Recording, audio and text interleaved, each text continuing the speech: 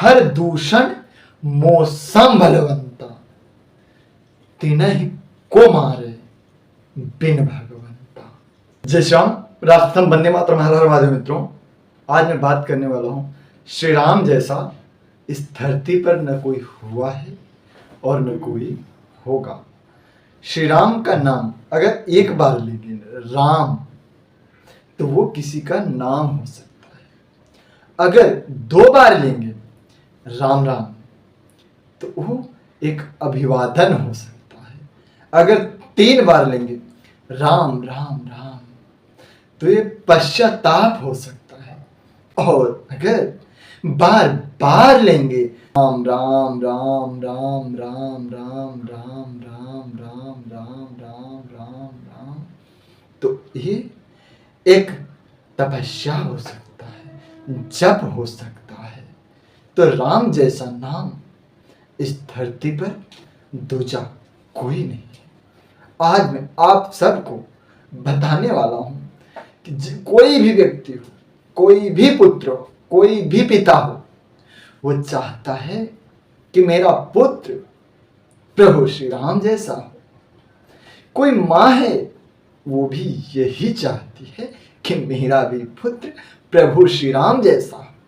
कोई भाई है, वो भी यही चाहता है कि मेरा भाई श्री राम जैसा हो। कोई पत्नी है, वो भी यही चाहती है कि मेरा पति श्री राम जैसा हो। कोई बच्चा है, वो भी यही चाहता है कि मेरा पिता श्री राम जैसा हो। कोई प्रजा है, वो भी वही चाहती है कि मेरा राजा श्री राम जैसा हो। तो किसी ने रावण से पूछा कि शत्रु कैसा हो, तो रावण ने क्या कहा, समझ गए? शत्रु भी हो तो श्री राम जैसा हो। हाँ। जी, आज मैं राम और रावण के वो किस्से बताने वाला हूं जो शायद आपको नहीं पता है। जब प्रभु श्री राम जी समुद्र पार कर लिए, समुद्र पार करने के बाद युद्ध की तैयारी हो रही थी।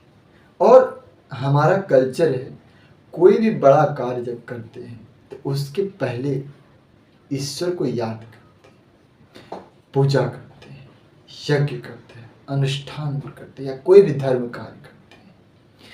तो समुद्र के उस पार प्रभु श्री राम ने यज्ञ करने के लिए प्रभु श्री राम जी सोचे कि एक पूजा किया जाए। प्रभु श्री राम ने सोचा कि क्यों ना पूजा किया जाए, विजय का आशीर्वाद लिया जाए।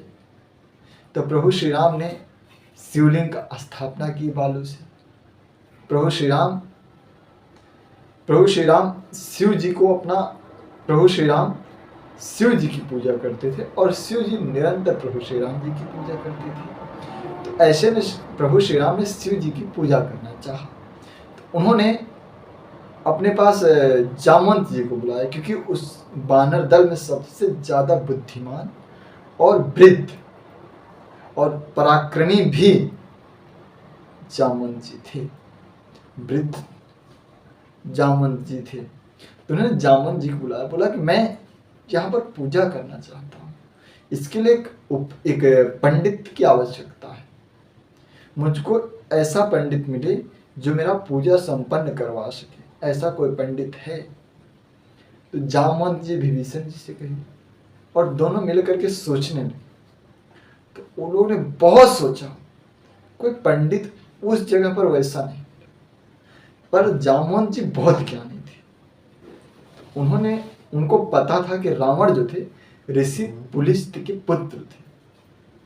तो उन्होंने प्रभु श्री राम से कहा कि यहाँ पर सबसे ज्यादा विद्वान यदि कोई है तो रावण है, सबसे बड़ा शिव भक्त कोई है तो वो भी रावण ही है, और सब संजोग से कुल से पंडित भी है। तो रावण से अच्छा पंडित आपको कोई नहीं मिल सकता। तो राम ने कहा, क्या हमारी पूजा करवाएंगे?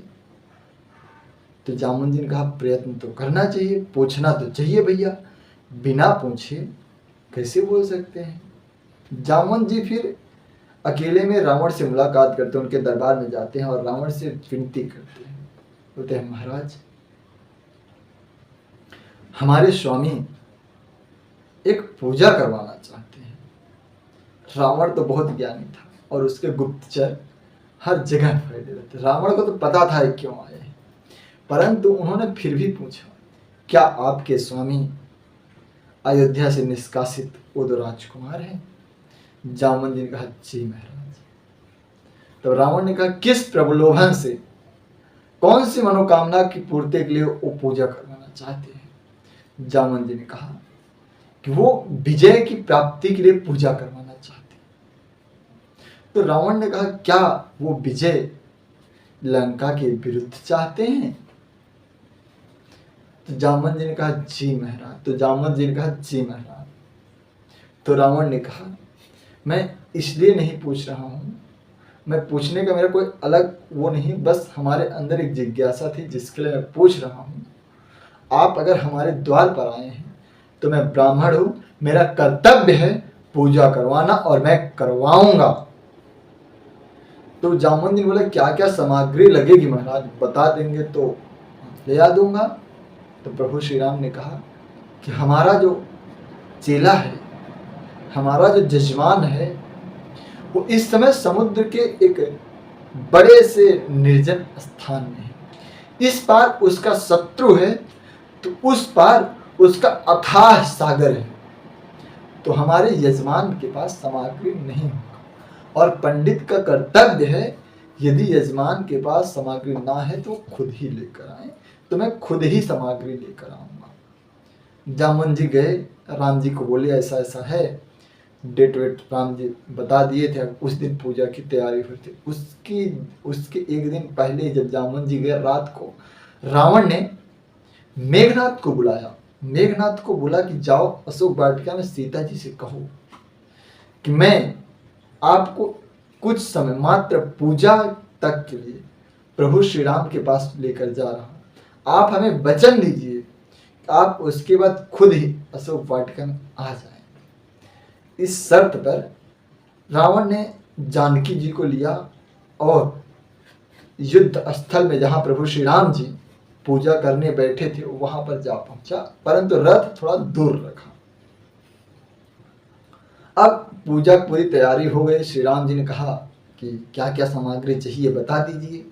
तो रावण ने कहा कि आपका अगर विवाह हो किसी भी व्यक्ति का, अगर जब तक विवाह नहीं हुआ तब तक वो अकेले पूजा कर सकता है, यज्ञ कर सकता है, हवन कर सकता है, परंतु यदि विवाह हो गया है तो उसका अकेले ये कार्य कभी संपन्न नहीं हो सकते।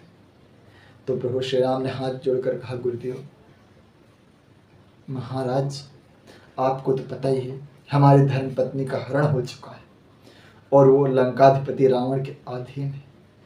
इस समय उसी को छुड़ाने के लिए तो हम युद्ध करना चाहते हैं, तो अभी उसकी उपस्थिति कैसे हो सकती है? तो रावण ने मुस्कुराया और कहा कि मैंने पहले ही कहा था, हमारे यजमान के पास जो वस्तु, जो चीज नहीं है, जिस चीज की कमी है, हम उसको खुद ही लेकर आते हैं। इंद्रजीत, जानकी को लेकर आया जाए। रावण ने ऐसा कहा। इंद्रजीत ने जानकी को लेकर आए।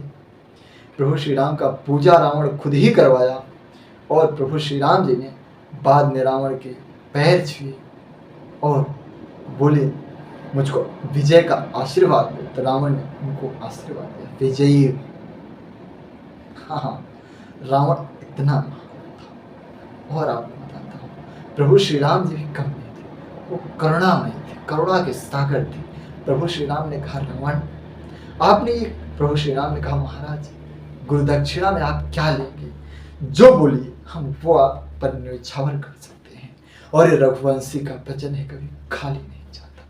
तो रावण ने कहा, राम आप इस समय निर्जन स्थान में हैं, आपके पास देने के लिए कुछ भी नहीं है, इसलिए हम आपसे कुछ नहीं मांगेंगे। तो प्रभु श्री राम जी के, जब तक आप दक्षिणा नहीं लेंगे तब तक तो पूजा का फल ही नहीं मिलेगा, सफल ही नहीं होगा, कुछ न कुछ तो आपको लेना ही पड़ेगा। तो रावण ने कहा, यदि आप हमें कुछ देना ही चाहते हैं तो जिस समय हमारी मृत्यु हो उस समय तुम दोनों मेरे पैर के पास रहने चाहिए। प्रभु श्री राम ने कहा ऐसा ही होगा लंकेश, सच में ऐसा ही हुआ। जब रावण मरे तो प्रभु श्री राम जी और लक्ष्मण उनके पैर के पास थे। लोग कहते हैं कि रावण को पता नहीं था, अहंकार था। ऐसा नहीं था, रावण के पास अहंकार था सच है, परंतु उसको पता था कि राम भगवान है। क्योंकि जब शकुंतला रावण के पास गई थी नाक कटी हुई लेकर के और बताया था खरदूषण मारे जा चुके हैं, तो रावण ने कहा था खरदूषण मौसम बलवंता, तिनहि को मारे बिन भगवंता। समझिए, अपनी वाणी विराम देता हूँ। जय श्याम, जय मां भारती, हर हर महादेव।